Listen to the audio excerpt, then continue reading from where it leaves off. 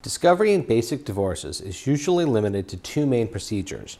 If after the preliminary declarations of disclosure have been exchanged, there are doubts or questions about the full extent of the property or other assets and debts, either party may draft and serve on their soon-to-be-ex Form Interrogatories. It's Form FL 145.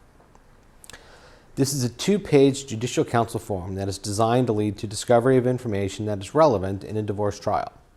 All that is required is you check the box for each category of information that is desired. For example, if you want to know who your ex is now living with, you can check box 4, which states, state the name, age, and relationship to you of each person at your present address. There are 21 interrogatories or questions that must be answered in a particular format that is explained in each question. They must be responded to within 30 days plus 5 days for mailing. If you object or wish to assert a privilege about any question, you must do within the 30-day period as part of the written response to the interrogatories. However, form interrogatories are pretty much unobjectionable.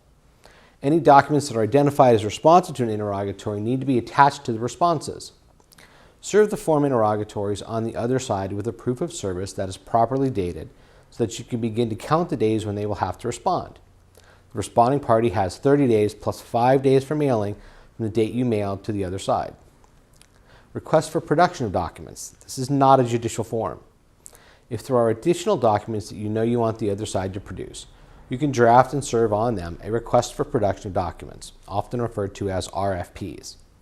This is not a form, but is a document that many attorneys have as a template. It sets out the time period of documents that you want, lists the types of documents you want the other side to produce, and gives them instructions on how to respond.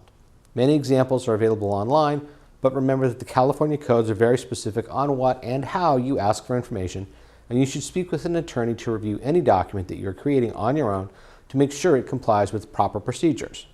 If you're going to send a request for production of documents, you must serve the request on the other side with a proof of service that is properly dated so that you can begin to count the days when they will have to respond.